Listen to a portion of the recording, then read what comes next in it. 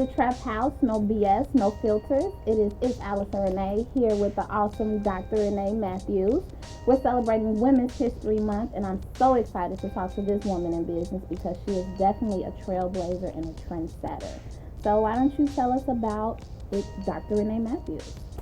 I am Dr. Renee. I am a medical doctor. I do not practice, so I don't see patients, but I talk about health in media, TV, radio, print, and online media. And I just want to educate the masses on their health because without your health, you have nothing. So wealth, all of that, nothing is worth anything but your health. So I do that. Your health is your wealth. Your health is your wealth. So that's me, kind of, sort of, in a nutshell. In a nutshell, let's talk about, outside the nutshell, right? So Dr. Renee, everybody on Twitter knows who Dr. Renee is. Let's talk a little bit about how you became known in this media business as Dr. Renee and being involved with so many celebrities and being able to follow your media dreams. So my mentor, whom I didn't know before she named me, but I met her at a conference here in Chicago, NABFEM, National Association of Black Females and Executives in Music and Entertainment. Awesome. Karen Taylor Bass. She was Jill Scott's publicist. She's the one who created the Lovely campaign, who is Jill Scott, and she was her publicist for several years. I hung out all weekend with her at that conference, and towards the end, we got really cool, and so I ended up accidentally telling her I was a doctor. Because I didn't tell anyone in entertainment I was a doctor because I didn't feel the two made sense. So I just didn't tell anyone. And she said, "What? Oh, well, then you're Dr. Renee." And I was like, "What? No, I'm Renee." And she's like, "No, you're Dr. Renee." And so from then on, every person I met for the rest of the weekend, she would look at me like, "You better say Dr. Renee." And so that's how I got it. And then it stuck. And that was in 2005. And so I actually got my first client from that same conference. She was a 15-year-old rapper. Awesome. Out of Detroit, my hometown, Lady T. And when I would send out, anything about her, I said Dr. Renee, and everyone kind of picked up on it. And my picture was nowhere. We always had our logo. So most people didn't know what I looked like, but they knew my logo and they knew my name, they knew the company, they knew my artist. So it just stuck. And then Twitter came to be. In 2008, I signed on to Twitter. 2009 is when I got really active with Twitter, and once again, no picture, just my logo. And the first person I always say that I give the kudos to, the reason why I tweet, is because of Damon John.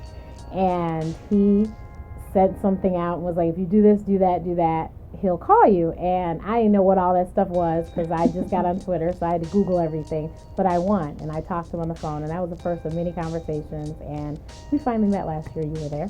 And so we walked in, and he knew who I was. Renee was. And he was like, "Your picture was never on." So I was like, "Oh." They so know he your really logo, knew. though. But he knew the logo.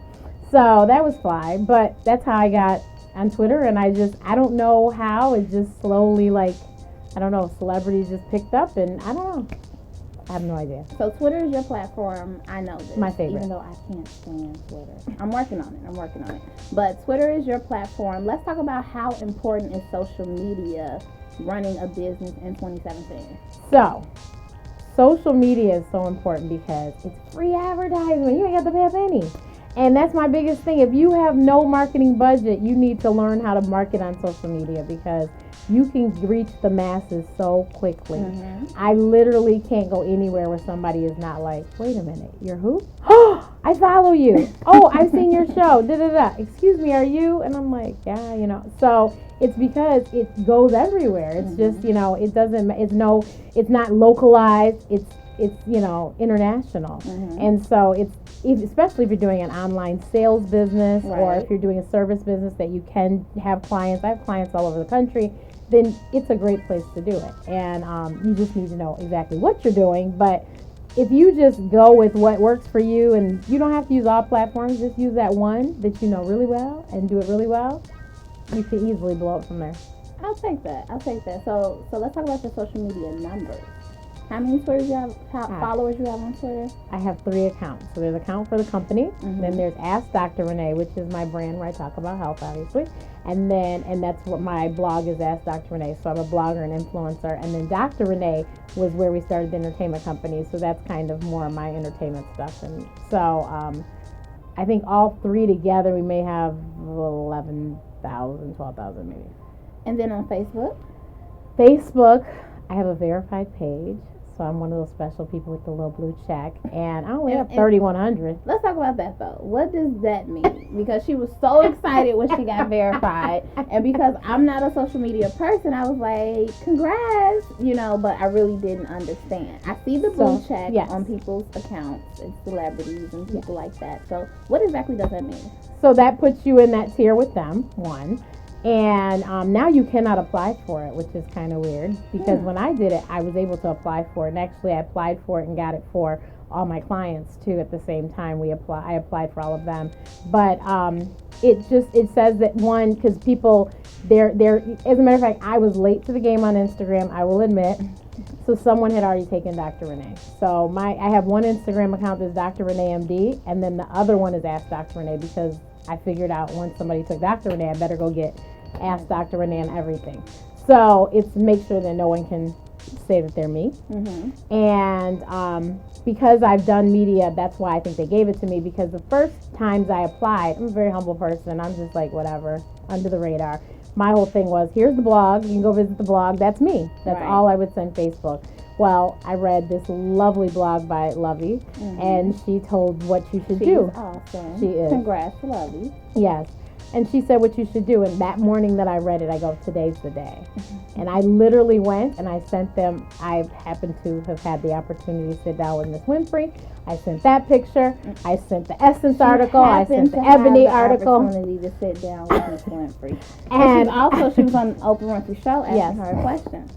So I sent all these videos and pictures, and literally in an hour they said I was verified. Whereas I had tried like multiple times for a while. But that one time I said, today's the day. And it happened. Literally in an hour. I couldn't believe how. I was about to send more stuff and they accepted it. I was like, oh, I got it. So, yeah. So and then the other thing is we have a special app, people that are verified, called Facebook Mentions. And that is how we're able to, there's a lot of little, lots of little things in Facebook Mentions that are pretty cool. Because I remember when I wanted to get it because Michelle Williams was talking about how great it was. And then I found out you couldn't get it unless you were verified. And so now I have Facebook Mentions. And as soon as I got verified, once I did Facebook Live, my viewership flies through the roof. Anything I post flies through the roof with the reach. And so it's been very beneficial. And you can no longer get verified. I think they just have to pick you to be verified. You can't apply anymore. They might open it up again, I guess. But so you talked about Miss Winfrey. And I know that there's a clip of you actually talking to her, 2 clips, and asking her questions. Were you an entrepreneur before or after that? After. And actually, she was asking me. Okay. Yeah. What did she ask you? What did she? Oh, she asked me about bedside manner. Do they teach that in med school? That's what it was. Yeah. You can't forget the question Oprah Winfrey asked you, right? But yeah, I forgot. So entrepreneurship came afterwards. Give me some women influencers who made you want to become an entrepreneur, because it is Women's History Month. So of course I'm interested in your journey, but then also give me some people who may have inspired you to become an entrepreneur. Karen Taylor Bass, like I said, Karen Taylor Bass's company is Taylor Made Media PR. She has 2 books. What is it? PR on a Chitlin budget or something. I'm terrible. I can't remember the name. But if you go to my Amazon store, it's in there. And the other one is about the brand new mommy, and the Ford for that book was by Jill Scott. Nice. And Sheila Eldridge, Cafe Mocha Radio is one of my clients. Amazing. Sheila Eldridge is the owner of Cafe Mocha Radio and Miles Ahead Entertainment, and she is amazing. She did PR for Flight Time with Jimmy Jam and Terry Lewis.